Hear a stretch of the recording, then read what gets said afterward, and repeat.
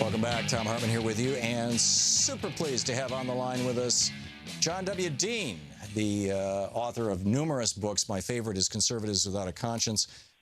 He writes over at verdict.justia.com. You can tweet him at John W. Dean. And the lecturer, author, columnist, and former Nixon White House counsel.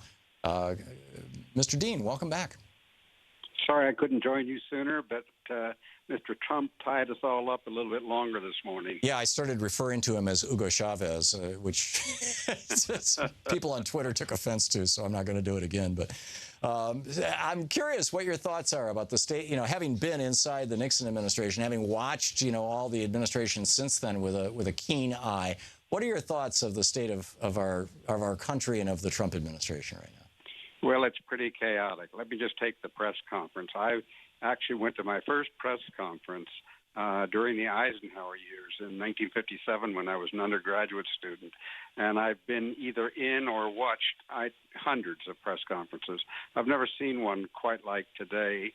This is a man who just doesn't seem to get it as to what it is to be president, that he's just not to continue his campaign, that he has more people than his base who are involved in his decisions, and yet he keeps pitching to the base or running rants against the media for them like the campaign is ongoing.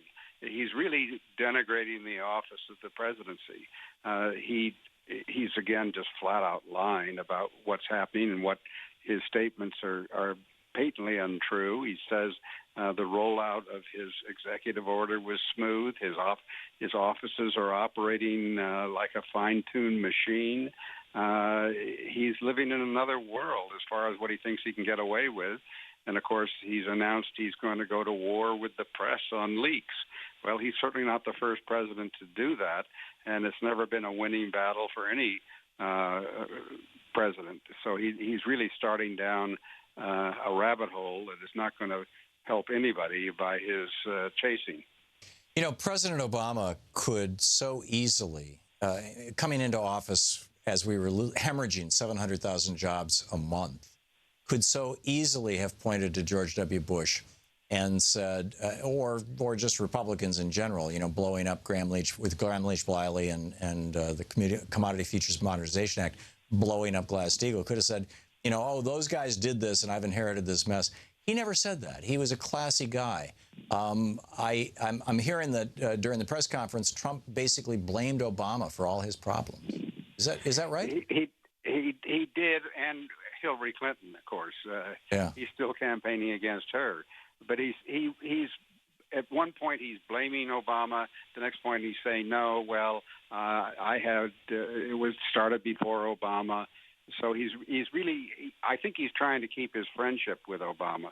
What he did not do, he's blaming everybody but himself for his first 23 days, whereas Obama never blamed anybody for anything other than taking full responsibility, which is what a responsible president does. Right. So at some point the campaign's got to end. If this man loses the support of the Republicans in 2018 and the Congress shifts, he's in deep trouble. In fact, he's going to lose his job. We had a caller about an hour ago who brought up your book. He said, I'm reading Conservatives Without a Conscience. He didn't know you were going to be on as a guest. And he said, I'm reading Conservatives Without a Conscience by John Dean, and it has me frightened. It looks to me like that's what I'm looking at with just about every single person in the Trump administration. What are your thoughts on that? Well, that's exactly right. For readers who do not know the book, I had spotted I was in the Nixon administration, and it only became worse afterwards, these authoritarian personalities that are two types. There's those who are followers who will just click their heels, salute, and do whatever they're told to do. And then there are those who are called social dominators who jump out in front and say, follow me, I know how to handle this. They're often also very good followers. So it was an interesting study, and today I could put Donald Trump on the cover of that book, and he is the poster boy. This is social science has been studying this personality for about a half century. It really started post-World War II because of what happened in Italy and Germany with Mussolini and Hitler. And why did people follow him? These social scientists wanted to know.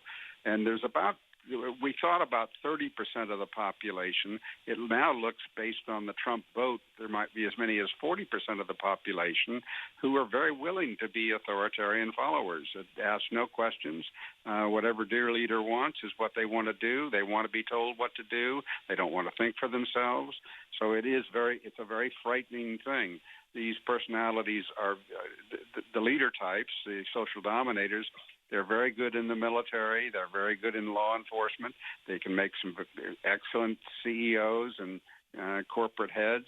They're not terribly good in democracy, where there's a give and take process.